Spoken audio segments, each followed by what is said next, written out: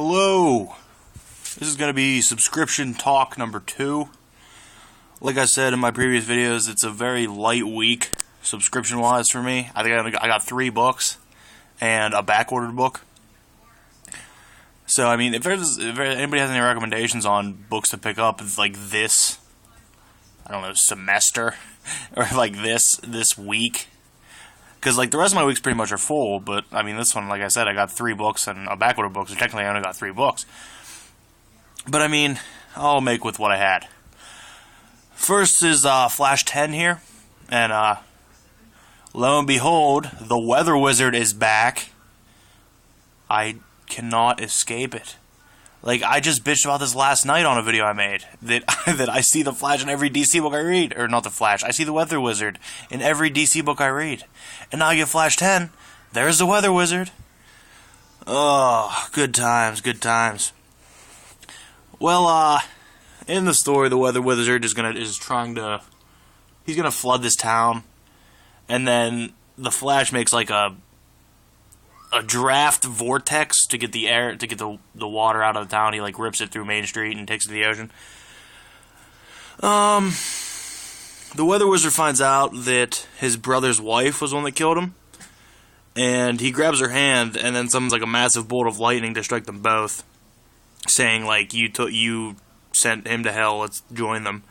But then he's still alive. I mean, I like this issue. It was alright. I like the Flash, so I mean, I'm definitely gonna keep getting this. Some of the artwork is really good. I actually enjoyed this pretty well. I saw a couple reviews of this already, and some people said they didn't like it too much. I just started getting this. Like, I think this is the first issue that I got. I mean, I read, what was going on in the story, but this is the first issue that I got, and I enjoyed it. So, if this is one of the worst so far, I can't wait to see when it gets better. At the end, Flash decides that Patty needs to believe that Barry is still dead, and he says that he must deal with the Flash burden alone. He doesn't use those words, but that's what I interpret it as. He has to deal with the burden of being Flash by himself. Good book. Good book. Like I said, I'll keep getting these Flash. Incredible Hulk number 10.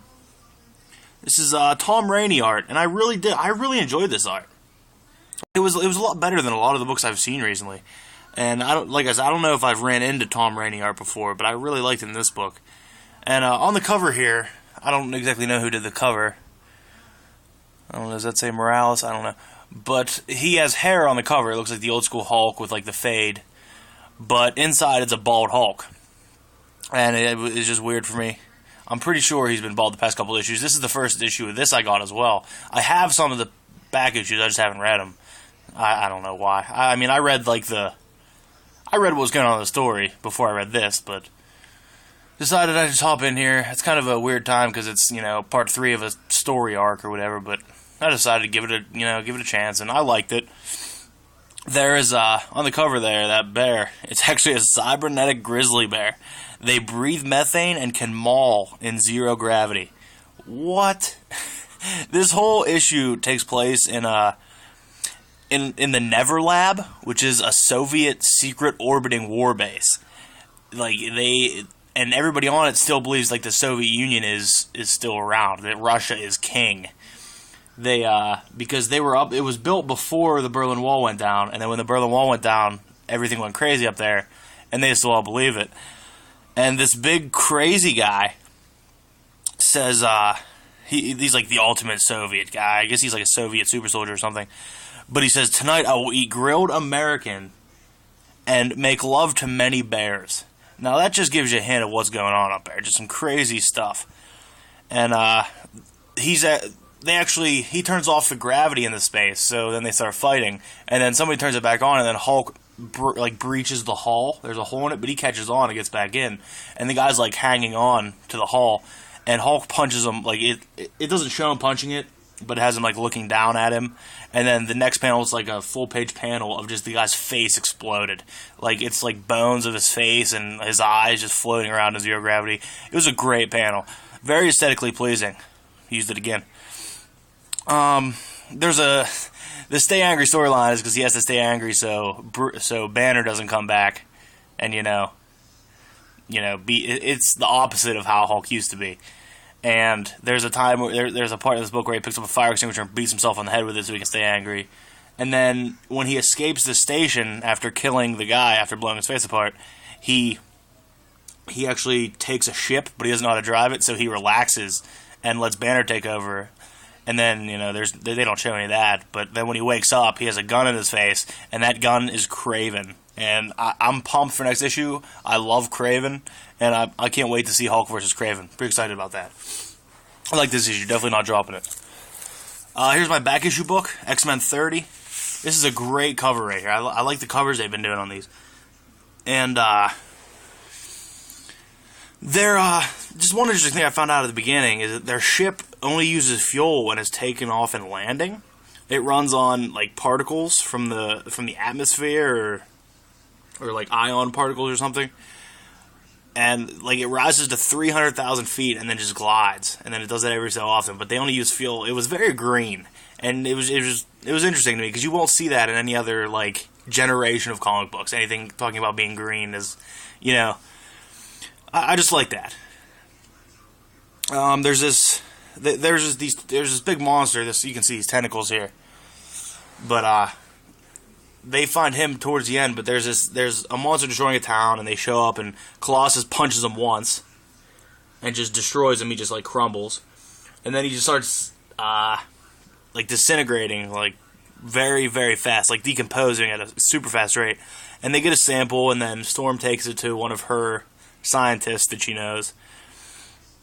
And then they find it like that giant squid monster right there, and Colossus like goes and tries to take it out in the water, and then Domino shoots it from the sky, and then Psylocke like tracks it with her powers, and that's how it ends. Is the monster is attacking, like it has the plane in its hand and it's attacking, which leads right into another great cover, X-Men 31.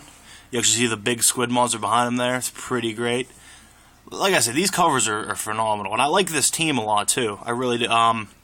Colossus, Storm, Pixie, Domino, and Psylocke. And I like this. I like this team. I hope they stick with it. I hope they don't do crazy things with it. But it picks right up, fighting the sea monster. Psylocke tries to calm it down, like enter its psyche and calm it down. But she can't. But as she's in there, she discovers that it's like an ancient psyche, like it's an ancient consciousnness. And then the monster just explodes. And then Colossus becomes deaf temporarily, and he's in shock, so he's like resting. Then it cuts to, there's like a catatonic stare. This guy just walking with a catatonic stare. There's a nice panel where he just walks through a rock. He just steps on a rock and it just goes. And they say that he doesn't stop. That's their report.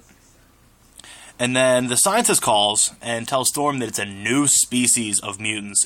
They're a bioengineered species of mutants that's like 700 years old, but the DNA is damaged. There's like the bioengineering is flawed, so it's not perfect. And they said that the sample shouldn't even have been alive. That's how bad it was flawed.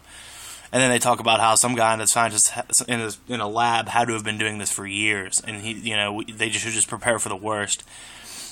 At the end, the catatonic man starts to run, and Psylocke sees him. He glances at her as she is saying that she was telling Storm that he's just like them. Like, she entered his mind and he's a mutant just like them. And then he started running towards Quebec City, and Psylocke called for help, and that's where the issue ends.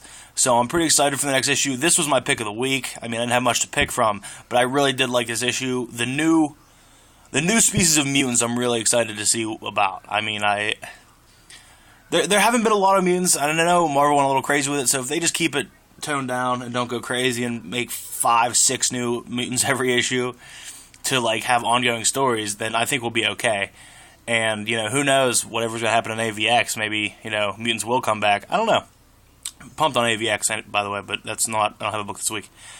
But that is it for my subs. Like I said, I only had 3 books and a backorder book. And pick of the week, X-Men 31.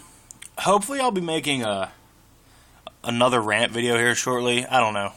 I just made one last night, but I have a few books I might want to go over.